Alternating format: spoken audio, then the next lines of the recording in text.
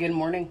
I am Dawn Vason, and you are tuned into Monday's Mountain. And Monday's Mountain is a 5-minute motivational video to help you overcome the mountain that stands in your way of success this week. And we've been talking about healthy habits, and I want you guys to understand that the key to creating new, good, healthy, positive, productive habits is understanding the psychology of habits and how the system works. So today, we're going to talk about the psychology of habits. Good habits begin with goals, right? When we create a goal and we have in mind this end place that we want to be when we are all finished with that, we set ourselves in motion to take consistent action. This gives us that motivation to get to that end goal. So when you create a goal and you set a goal, and especially when you take that extra step and write down that goal and focus on that goal, you begin to figure out the steps that you must take in order to reach that goal. And that is where the healthy habits begin to set in, because you create habits as opposed to just taking miniature actions here and there that don't really stick, because creating the habit is what's going to get the permanent change for you. And you guys know it's not a Monday without an appearance from a little coworker here. So habits happen in 3 stages, and these 3 stages kind of run on a repetitive loop. And each time this loop kind of re-loops, it helps that habit sink in better and better and better.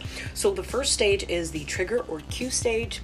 The second is the behavior, and the third is the reward stage. I had to look at my notes. So we're looking at the trigger or cue, the behavior, and then the reward. So the cue or trigger stage happens when you're faced with something new.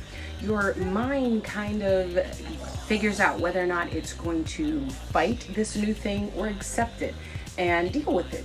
And so when this trigger happens, your mind kind of sets this goal. And with this goal, this is the stage that you kind of figure out how you're going to process this situation. So this trigger or cue, and when it happens, the habits are formed because you are consistently having this reaction to this trigger, the same cue or the same trigger, right?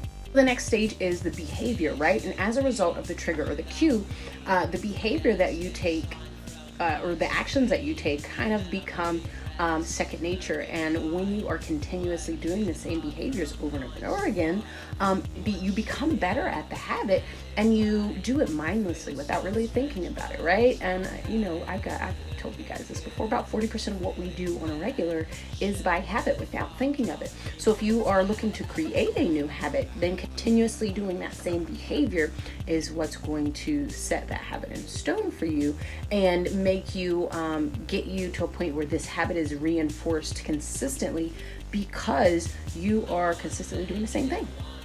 And the last stage in this loop is the reward stage, right?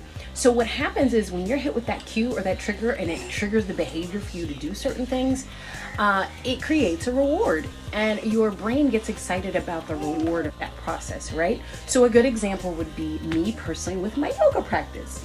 The cue or trigger is if I'm tired or just not feeling like myself, I'm not really feeling grounded. My trigger is I need to roll out my mat and get on the mat, right? And the behavior is actually practicing yoga. But the reward is how good I feel at the end of that practice. I feel really energized. I feel awesome. I feel nice and loose because I've stretched. And that reward is what I am looking for. My brain is looking for that, ooh, yeah, it feels good. So I get this win because of the actions that I took. So the important thing that I want you guys to realize as we talk about these 3 stages of what a habit goes through is that with these stages, we can use them to our advantage and change unhealthy habits. Yes, we can. What we do is when we have a cue or trigger and that we know this cue or trigger leads us to negative behavior, we change the behavior that's associated with that cue or trigger. Example would be like if you eat a good meal and you want a cigarette after that, change the behavior there. And after you have a good meal, replace that goal of having a cigarette with another goal. And when that is your new goal, then you reset that process and you have a new trigger and you have a different behavior. And then because of that different behavior, you get a different reward. So therefore you change the habit, and you can do this and change your life.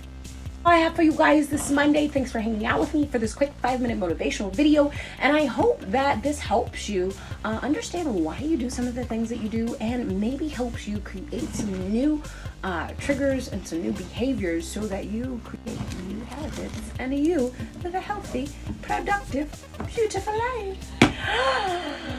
See you guys next time. Peace.